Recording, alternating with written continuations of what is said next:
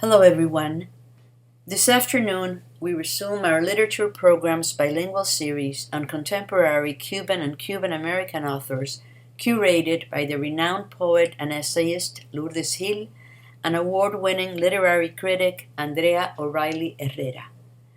Today, we'll be presenting the Spanish and English editions of Carla Suarez's latest novel, Havana Year Zero, Havana Año Cero. Thank you so much. Welcome, everybody. I am so honored and so delighted to be interviewing Carla Suarez, our author for the spring. And I would like to tell you a little bit about Carla and then a little bit about her novel, which we'll be discussing today. And then I would like to invite Carla to answer some questions. And then we will hear from her. She will be reading just a bit from her novel. Carla was born in Havana in 1969. She studied classical guitar and has a degree in electronic engineering. She is an amazing, amazing person. She's the author of 3 collections of short stories, 2 books of travel writing, and 4 novels. Her books have received many international awards, and several of her stories and some of her novels have been adapted for television and for theater. In 2007, she was selected by the Hay Festival as one of the Bogotá 39 writers, a list naming some of the very best Latin American authors under 40. And I'd like to tell you a little bit about the novel Havana Year Zero. The year is 1993. Cuba is at the height of the special period, a widespread economic crisis following the collapse of the Soviet bloc.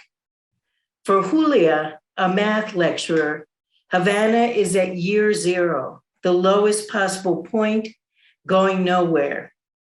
Desperate to seize control of her life, she hatches a plot with a colleague and a former lover to locate a legendary document that proves that the telephone was actually invented by Meucci in Havana, convinced that it can rescue their and Cuba's prestige.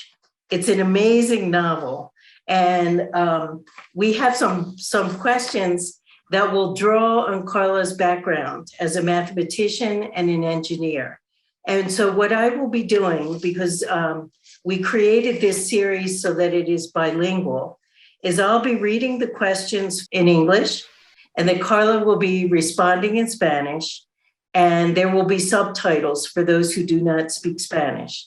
And then, as I mentioned at the end, we will ask Carla to read a bit from her novel, and then we will transition to a live format so that everyone can ask questions. So thank you, everyone, for being here. Pues vamos a empezar, Carla. Okay, the first question I'd like to ask you is, when or where did you first hear about Meucci?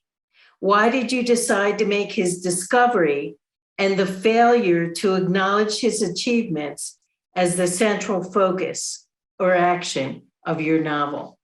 Primero, ante todo, bueno, muchas gracias por la invitación, por estar aquí, por esta conversación.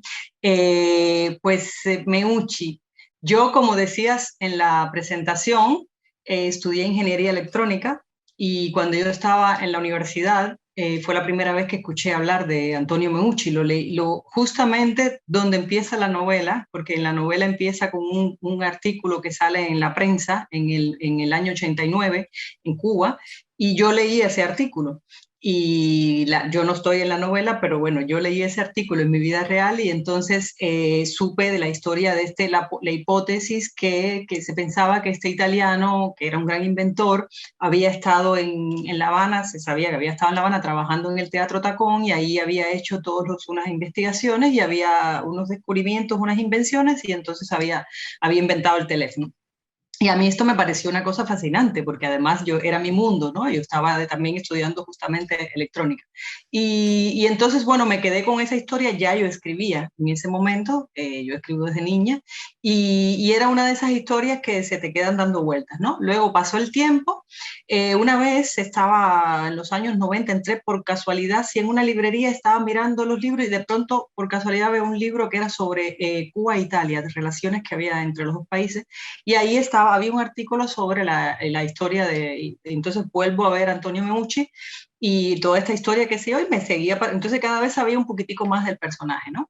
Y entonces en el año 2002 yo vivía en Roma, en Italia, y entonces salió y grandes titulares, todo porque habían reconocido finalmente, oficialmente, el Congreso de los Estados Unidos había reconocido Antonio Meucci, que la invención de Antonio Meucci era anterior a la de Graham Bell. Y entonces yo escribí entonces un artículo sobre el tema también y empecé a investigar más sobre el personaje que me interesaba. Descubrí que había un artículo de Fernando Ortiz que había escrito en el 41, hacía mucho tiempo, sobre la posibilidad de esta. Y bueno, nada, era una figura que dije, un día yo tengo que escribir sobre este personaje, porque era como el gran inventor, pero olvidado, que no había tenido, porque no tenía dinero no tuvo dinero para pagar la patente.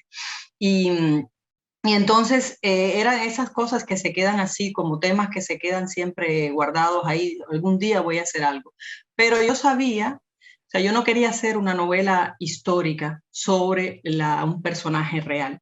Yo quería hacer una ficción y que tuviera que ver con Cuba, porque el personaje estaba en La Habana, lo había hecho en La Habana, y entonces pasaron los años y un buen día no sé, o sea, a mí para empezar a escribir algo me viene siempre como una escena, que a veces es la primera escena de la novela, a veces es una escena que luego está en el medio, a veces es una escena que está al final, pero bueno, me viene como algo, una visión de algo, ¿no? Y por ahí empiezo a tirar del hilo. Y entonces vi una escena y dije, claro, quiero hablar. Aquí hay una historia que tiene que ver, quiero hablar de la Cuba del año 93, que fue el año, yo viví allí, el año del más duro del periodo especial, llamado periodo especial, y entonces dije, claro, ¿cómo puedo hacer para hablar de la Habana del fin del siglo XX y de la Habana también de un personaje que estaba en el siglo XIX? ¿Qué tenían en común los personajes en La Habana y el personaje de Antonio Meucci? Que eran gente con grandísimos recursos intelectuales y de profesionales, pero no tenían dinero. Y porque Antonio Meucci, la patente en esa época costaba 10 euros, $10, perdón, que él no tenía y entonces por eso no pasó olvidado.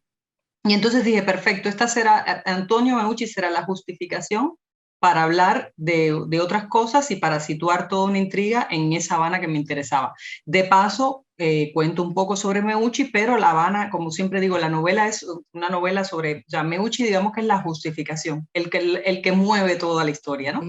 Porque luego cuando estaba trabajando en la novela, que tuve que investigar muchísimo y me metí y contacté a Basilio Catania, que es un ingeniero que ya falleció, que fue el que hizo toda la investigación, por la cual luego Meucci finalmente fue reconocido en el 2002.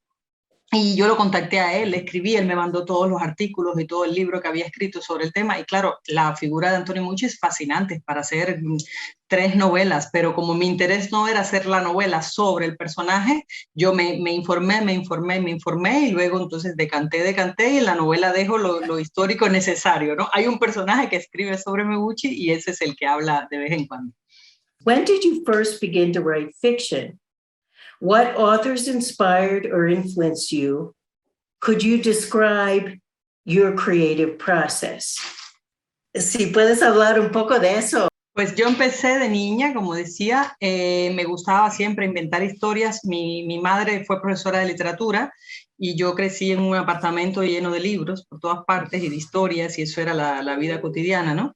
Y siempre yo tenía mucha imaginación y me gustaba inventar y entonces escribía historias y poemas y mi hermana también escribía un poquito. Y entonces mi madre hacía como unos talleres literarios con mi hermana y yo y luego mi padre no escribía pero también leía, entonces era como así, era algo muy era muy estimulante para la creatividad, ¿no? Y ahí empecé a escribir, pero a mí me gustaba la matemática, siempre me gustaron las ciencias y me encantaba la matemática. Y yo cuando era niña estaba convencida de que yo me iba a dedicar a las ciencias. Escribir era algo que me sucedía. Yo escribía porque era demasiado divertido, no podía no hacerlo.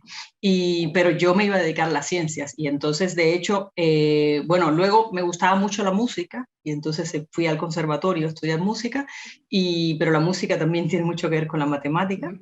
Y entonces durante mucho tiempo estuve más o menos con las tres cosas. Entonces empecé a escribir primero poemas horribles, malísimos, pero bueno, poemas. Luego, afortunadamente para la poesía, me retiré rápidamente, vi que no era poeta, y seguí, entonces empecé a escribir cuentos. Y entonces escribía cuentos ya de más adolescente y cuando estaba en la universidad. Entonces, bueno, fui a estudiar justamente ingeniería en la universidad. Y ahí empecé también a ir a un taller literario que hacían en la universidad.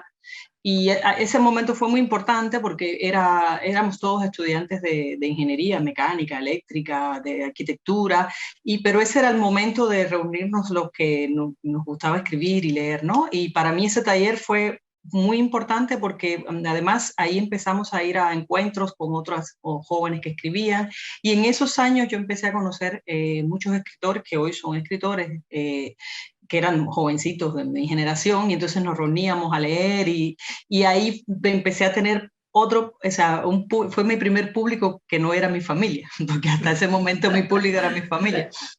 Y entonces, nada, seguí haciéndolo siempre, llevé las cosas, estuve durante un tiempo que cantaba, que era ingeniero y que escribía.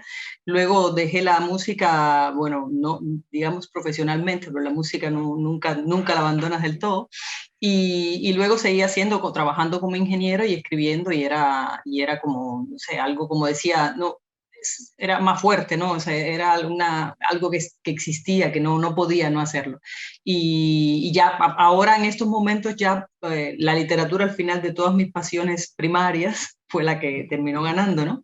Porque ahora me dedico mucho más a la literatura, ya la ingeniería prácticamente no hago nada, y bueno, y con la música sí canto con mis amigos, pero bueno, la literatura siempre estuvo ahí y es una pasión de esta. Yo siempre digo que es una enfermedad que afortunadamente no tiene cura. Ya lo sé, entiendo. Voy a leer otra cosa en inglés. You apply chaos theory as well as Mandelbrot theory and/or the butterfly effect as a framework to analyze and perhaps explain or understand the interactions of the characters at the micro level and the current state of Cuba during the special period at the macro level, something you mentioned in your first response. The current and past political history of the island is also part of this story. Does this represent an attempt on your part to make sense out of Cuba's current and past political history, including the island's colonial past?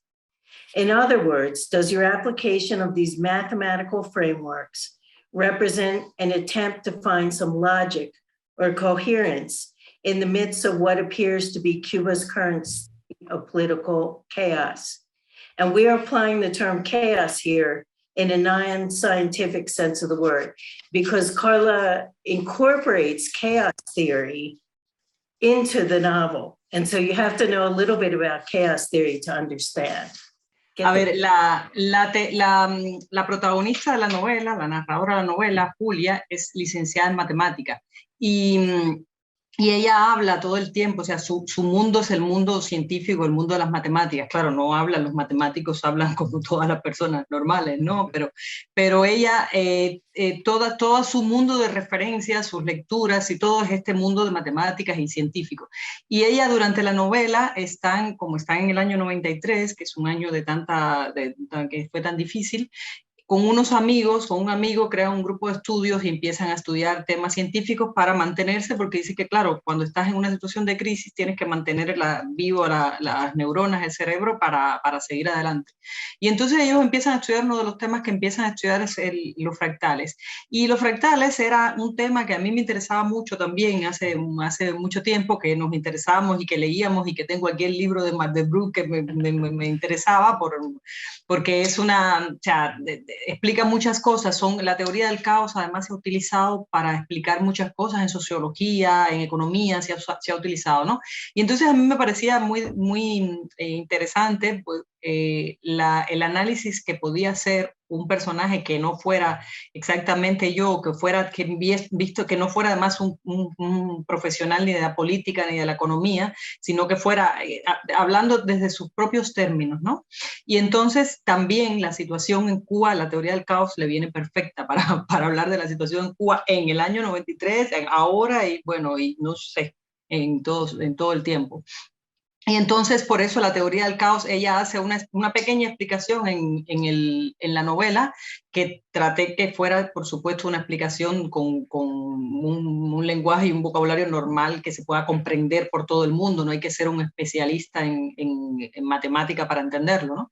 Pero ella explica que, basándose en la teoría de los fractales que estaba estudiando, que los fractales son figuras que se repiten la pequeña porción, una pequeña porción se va repitiendo, repite la porción de la figura completa, ¿no? Entonces tienen autosimilitud. Y entonces ella aplica eso, claro, a la sociedad. Dice, nosotros, cada uno de nosotros en ese año estábamos reproduciendo el malestar social general, ¿no? Siempre me gusta mucho jugar con eso en las novelas mías que tienen que ver con Cuba. Me gusta mucho que hay un personaje que mire y que intenta entender la sociedad desde otro ángulo, ¿no? Porque también para eso uno escribe, para tratar de entender o de por lo menos poner algunas cosas sobre la mesa. Y entonces el personaje lo mira desde ahí, ¿no? Y todo, o sea, toda la sociedad de ese momento se estaba repitiendo, era como si un día vivieras cada día el mismo día, cada día un día que era igual al anterior, que era igual que el anterior, que lo único que hacías era respirar para sobrevivir. Y esa es la explicación, o sea, me parecía la teoría más acorde con la situación y con el personaje. Entonces ahí también, como decía antes, te digo, leí muchísimas cosas, investigué muchísimas cosas y luego todo lo eliminé porque es una novela, no es un libro de un tratado. No, qué interesante. For this reason, I would like to ask Carla if she was influenced at all by the work of Antonio Benítez Rojo and his theoretical adaptation of chaos theory in The Repeating Island. Claro, es interesante porque Antonio Benítez Rojo es uno de mis escritores cubanos que más me gusta, que lo adoro. Y claro, ese libro lo tengo aquí, por supuesto. Y fíjate que cuando yo leí ese libro, no sé hace cuántos años que lo leí, no sé, ya yo tendría la idea de Meucci, de esta historia, no sé si estaba la idea del caos, no sé si porque como sabes que uno tiene las cosas en la cabeza, como decía antes, hay ideas que se van y las tienes ahí, entonces cada vez que lees algo que tiene que ver con eso, es una gota más que entra de información para ese tema, ¿no? No sé, no podría decir conscientemente si en el momento en que leí La isla que se repite influyó en algo la idea que se estaba formando en mi cabeza. Pero desde luego tiene similitudes, porque lo que dice Benítez Rojo es que, claro, el Caribe, además el caos no es o sea, el caos tiene su propia dinámica. Hay sistemas que son estables y sistemas que son inestables. Y el Caribe, todas las islas del Caribe son sistemas inestables, pero viven dentro de su propia lógica. No es que diga, uy, eso no funciona. No, funcionan con esa lógica, que no es la misma lógica de Europa.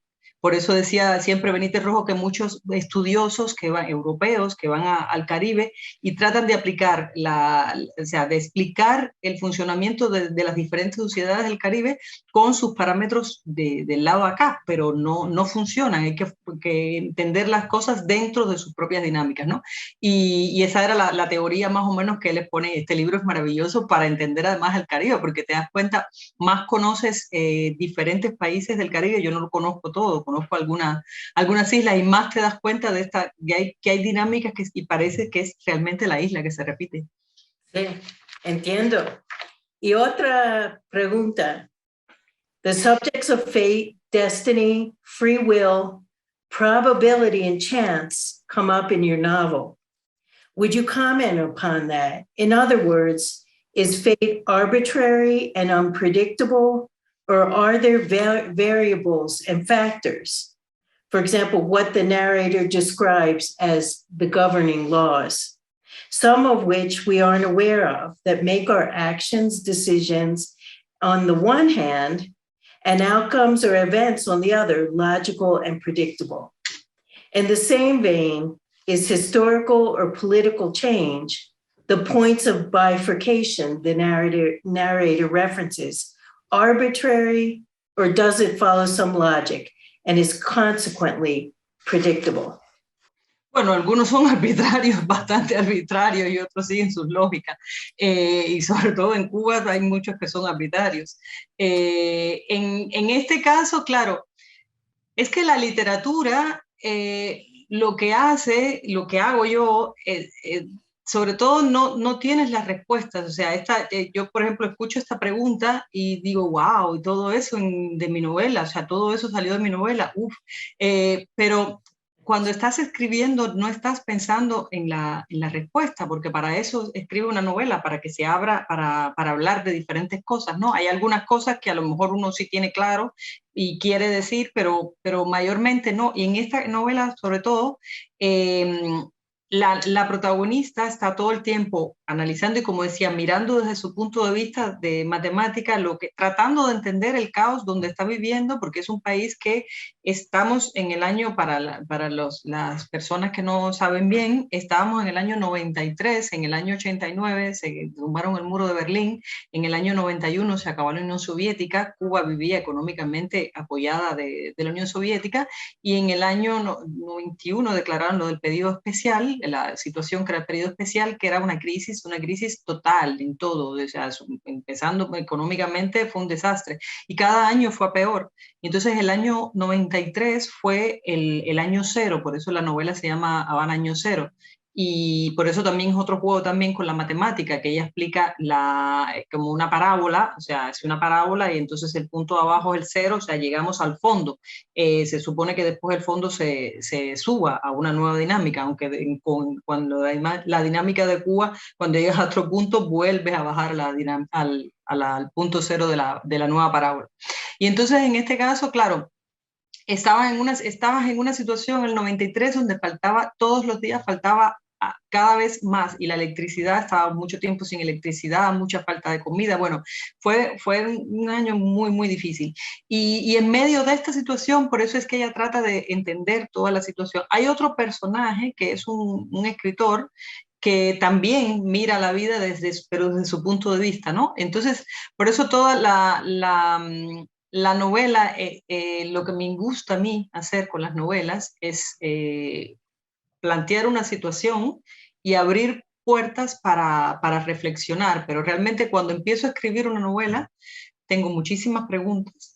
Termino la novela, tengo todavía más preguntas, pero bueno, ya tengo la novela hecha, ¿no? Pero no es difícil dar una respuesta teórica, sobre todo porque la novela no es nada teórica, o sea, la novela es muy, muy viva y los personajes tienen muchos conflictos, todos los conflictos amorosos y conflictos son básicamente 5 personajes que en medio de esta situación, como decía, del año 93, el año cero, se obsesionan. Alguien dice que en La Habana existe un documento original que demuestra que el teléfono se inventó en Cuba. Y como todos estos personajes están contra la pared, porque algunos no tienen trabajo, no tienen dinero, no tienen comida, no tienen nada y tienen muchas cosas que hacer y no tienen nada.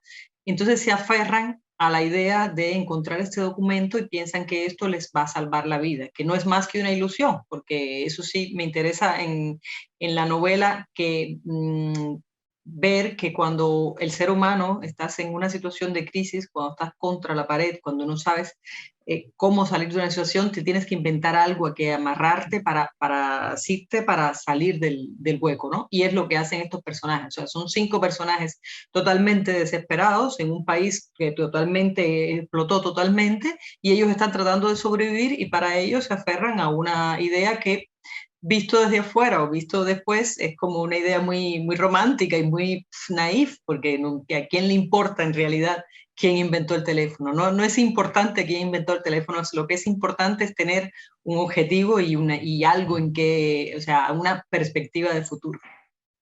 Gracias, Carla. Y tengo 2 preguntas más. The narrator, Julia, remains anonymous until approximately a third of the way through the novel. Only her perspective or memory of events is represented as she recounts her story.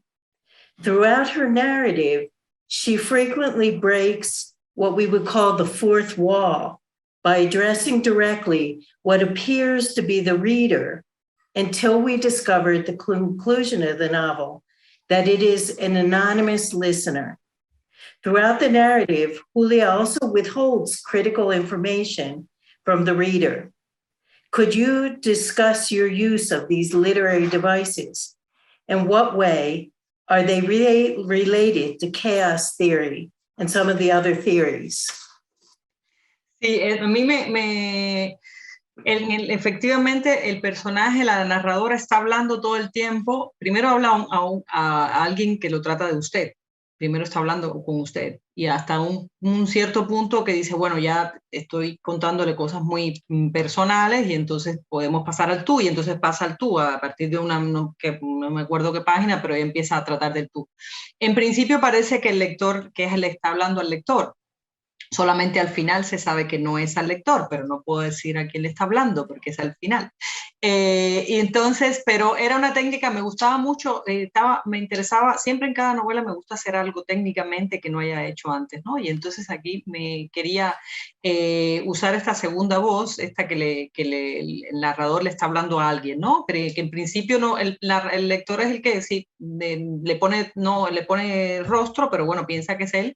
Y o sea, por ejemplo, es el mismo narrador, un narrador parecido al que usa Camus, que en una de sus novelas, La Caída, que a mí me adoro a Camus, y entonces uno trata siempre de mirar lo que hacen los grandes, ¿no? Y es un narrador que me parece como muy coloquial también, porque te parece que te están contando la historia a ti, solamente a ti, tú lector eres el que recibes esa historia, ¿no? Y nada, desde el punto de vista técnico tiene sus complicaciones, pero bueno, pero desde el principio que salí la novela, que tuve la idea de la novela, ya sabía que salió porque ya sabía que iba a ser este tipo de narrador, porque a mí, como decía antes, las novelas primero me veo las imágenes, ¿no? Y entonces escucho la voz del narrador, quién va a contar esta historia. Y este personaje primero tenía varias ideas, sí, pero hasta que ya era como si sientes como si el personaje estuviera aquí hablándote, ¿no? Y entonces oí ya a Julia que estaba hablando y estaba hablando y estaba hablando. Y sí, desde el principio yo sabía exactamente a quién le estaba hablando. Entonces, claro, juegas a omitir información, como decías, Julia no le dice todo al lector, claro, porque no es engaño, sino es omisión. Para esto te lo voy a decir, pero después. Porque, claro, y ella cuenta además en la historia, porque en la historia hay una gran intriga, y esto decía, antes hablaba de los 5 personajes, y hay una gran intriga en estos 5 personajes que están buscando el documento, porque uno piensa que lo tiene 2 piensa que lo tiene 3, y así, y a lo largo de la novela, Julia va cambiando, piensa que lo tiene después está convencida de que lo tiene después está convencida de que lo tiene esta, y así, y van moviéndose, y además, entre estos 5 personajes, hacen muchas alianzas entre ellos que rompen luego, se ponen de acuerdo estos para robarle el documento a este y luego rompen esta alianza y es como la novela es como, tiene como una dinámica policial, ¿no? Más o menos porque están buscando algo, están investigando algo y se están traicionando entre ellos. Y entonces por eso también Julia cuenta cómo ella vivió los hechos, porque ella va viviendo por aquí, pero alrededor de ella estaban pasando otras cosas que ella no sabía, solamente las sabe, entonces solamente cuenta al final, cuando está contando la historia, ya ella sabe todo lo que pasó, pero ella a esa persona que le está contando la historia se la cuenta tal y como ella la vivió, porque ella o sea, ahí va descubriendo cosas y va viviendo desilusiones y engaños y rabias y bueno, de todo. Eran, yo decía, siempre digo, cuando con esta novela eran solo 5 personajes, pero armaron un lío que cuando yo estaba escribiendo era, yo decía, bueno, alguno tiene el documento, el documento original de la invención del teléfono, pero ¿quién lo tiene? Díganmelo ya, porque era como así, ya cuando estás escribiendo una novela estás muy metida dentro de la historia y vives lo que viven los personajes, ¿no? Y entonces yo estaba ahí como una más en medio de este juego de intrigas. Es un mundo entero. We're going to end with just 2 short questions. We want to give Carla the chance to let us know if there's a question we didn't ask her that she would like to respond to, something that she would want to tell us or share with us or add to this conversation. Bueno, podría decirte que en esta novela me divertí mucho jugando con mis 2 mundos, porque aquí está el mundo literario y el mundo matemático, y era algo en mis novelas, tengo 4 novelas que suceden en La Habana o que tienen que ver con La Habana, que yo le llamo mi sinfonía habanera, y todas tienen una relación entre ellas, pues son novelas que suceden en los años en que yo viví en Cuba. Yo viví en Cuba hasta el año 98. Y entonces estas novelas suceden en los años 70, 80, 90. Me gusta llamarle mi sinfonía porque tienen relaciones, hay personajes secundarios de una que salen ahí. Por ejemplo, en esta novela hay toda una historia con uno de los personajes, Ángel, que viaja y tiene una mochila y se confunde cuando llega a Brasil, confunde la mochila y se lleva a su casa una mochila que tiene unos videos de una muchacha y una niña, y él se pasa durante toda la novela Van Año Cero viendo los videos de esta mujer que no sabe quién es, y él le llama mi desconocida preferida, y él tenía unas cosas, todo lo que perdió en su mochila, claro, se lo debe haber llevado la otra persona que cogió la mochila de él. Y esa persona es la protagonista de otra novela que se llama La Viajera. Y entonces esa mochila, después la hermana, Ángel tiene una hermana en Habana Año Cero, que es como una rockera, y esa mochila, esa hermana luego aparece así fugazmente en otra novela que se llama El Hijo del Héroe, porque, y ella le da la mochila de Ángel, se la da a la hermana del protagonista del Hijo del Héroe, que es una novela que tiene que ver con los cubanos en la guerra de Angola, y esa mochila es una mochila del ejército de Angola, que había muchísimas en Cuba con aquellos años, ¿no? Y esa misma mochila es la mochila de la protagonista de mi primera novela que se llama Silencios. Entonces, son 4 novelas que cuentan historias completamente diferentes, pero que hay una mochila que viaja de novela en novela y luego hay personajes secundarios que aparecen en escenas así de las otras, ¿no? Y ese me gusta, es un juego que me gusta porque es como construir un mundo real donde yo estoy. Yo aparezco también en muchas novelas, aparece alguien que tiene el pelo así y pasa, y bueno, aquí aparezco también como que estudiando en la universidad. Pero bueno, son apariciones fugaces, ¿no? Hago como Hitchcock. Y entonces, entonces en todas las novelas esas siempre hay un personaje que es ingeniero, como yo. Pero en esta particularmente es donde la novela donde yo me divertí realmente a poner mis 2 mundos a conversar, ¿no? Ahí está el personaje de Julia, que es la matemática, y está el personaje de Leonardo, que es un escritor.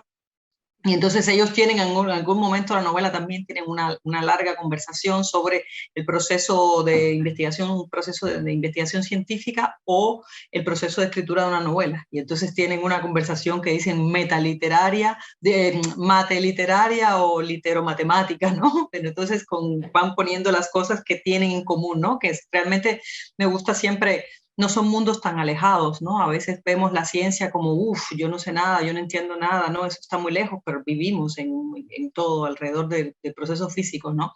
Y sobre esto se habla mucho en la novela y le rindo homenaje también a muchos, no sé, Leonardo da Vinci, de hecho el escritor de la novela, todos los personajes de la novela son, ella lo dice, que son nombres de ficción, que no son los nombres reales de los personajes, y todos son homenajes a algo, ¿no? Y entonces siempre pienso en esto de la ciencia y el arte, en Leonardo da Vinci, dice que era un científico, un artista, ¿no? Y entonces por eso está en la novela donde yo hice, de verdad ya desplegué todas mis pasiones a la vez. Sí, fantástico, Carla. I'm going to invite Carla now to just read a short passage from her novel. And I invite you all to buy all of her books because now I realize that this is incredibly intricate and complicated. So I'm looking forward to reading more. But if you would read for us now, we would be delighted. Gracias. Voy a leer el principio.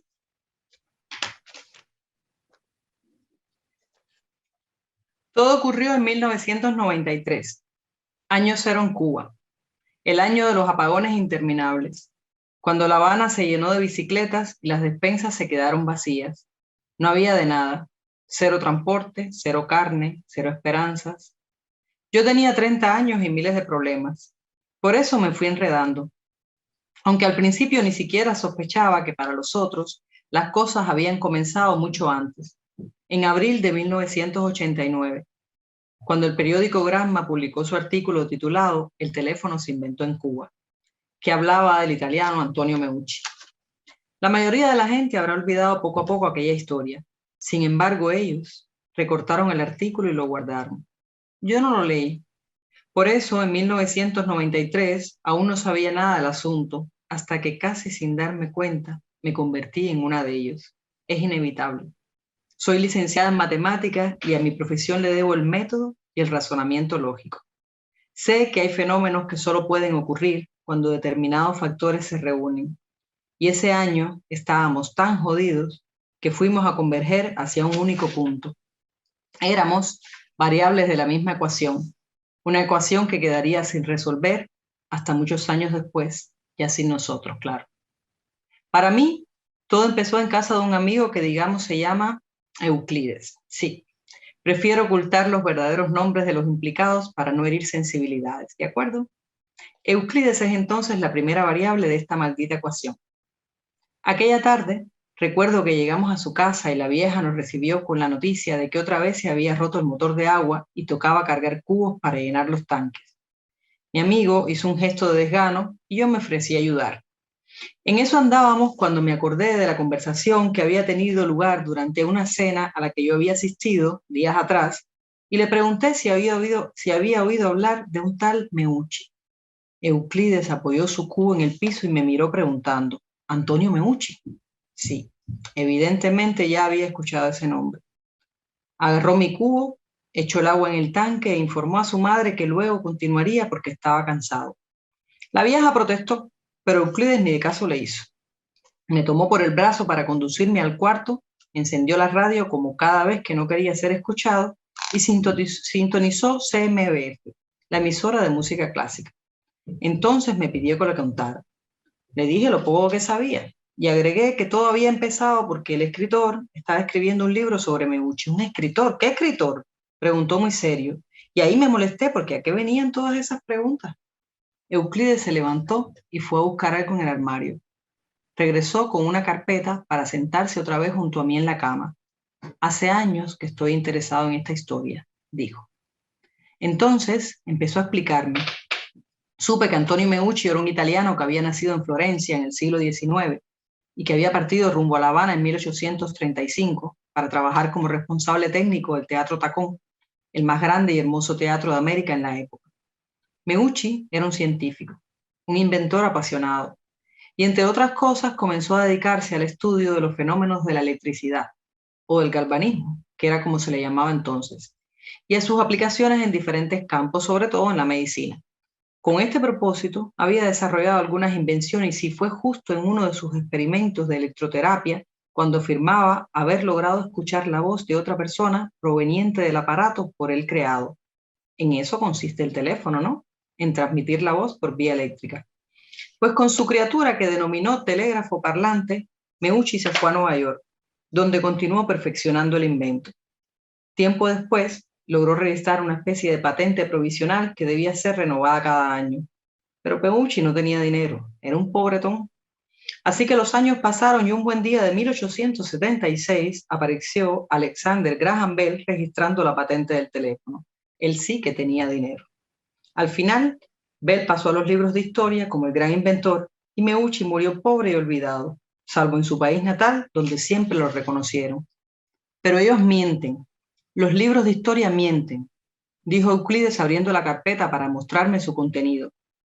Tenía la fotocopia de un artículo publicado en 1941 por el antropólogo cubano Fernando Ortiz, donde hablaba de Meucci y de la posibilidad de que el teléfono hubiera sido inventado en La Habana. Tenía varios folios con anotaciones, unos artículos viejos de Bohemia y Juventud Rebelde, y lo más reciente, un ejemplar del periódico Granma de 1989, donde salía el artículo titulado El teléfono se inventó en Cuba. Yo me quedé fascinada. A pesar de que tanto tiempo después de lo que contaban los papeles, seguía sin poder gozar en casa de las ventajas que el teléfono reportaba, me sentí orgullosa con tan solo saber que existía una remota posibilidad de que tal invento hubiera nacido en mi país. Increíble, ¿no? Que el teléfono haya sido inventado en esta ciudad, donde los teléfonos casi nunca funcionaban. Es como si aquí hubieran inventado la luz eléctrica, las antenas parabólicas o internet.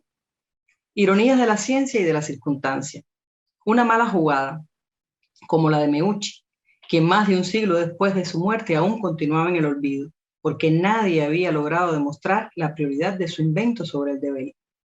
Tremenda injusticia histórica, algo más o menos así exclamé cuando Euclides terminó su exposición. Fue entonces cuando supe lo otro. Euclides se levantó, dio unos pasos y me miró para decir, una injusticia, sí, pero reparable. Yo no entendí su respuesta y él volvió a sentarse. Agarró mis manos y bajando el tono de la voz dijo, no existe lo que no puede ser demostrado, querida, pero la prueba, y por tanto, la demostración de la prioridad de Meucci sí existe, y si lo sé, es porque la he visto. No imagino qué cara puse, solo recuerdo que me quedé callada. Él liberó mis manos sin dejar de mirarme. Sospecho que esperaba otra reacción, un salto, quizás un grito, no sé. Pero yo lo único que sentía era curiosidad. Por eso, al final solo dije, la prueba. Fantástico, Carla. Muchas gracias. Muchas gracias a ti.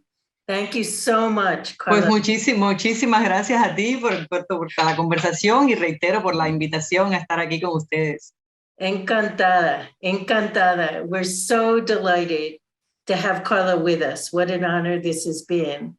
And so what I would like to do is invite everybody to open up the chat, and there'll be a link there. And if we all sign in there, we'll be open to questions. You can ask Carla some questions. And I hope that this has tempted everyone to read this wonderful novel. And as I mentioned before, now we know that there are 4 connected novels in this series. So we'll be delighted to maybe bring Carla back to talk about that. Carla, thank you. Muchas gracias. Gracias a ti. Muchas gracias. Sí.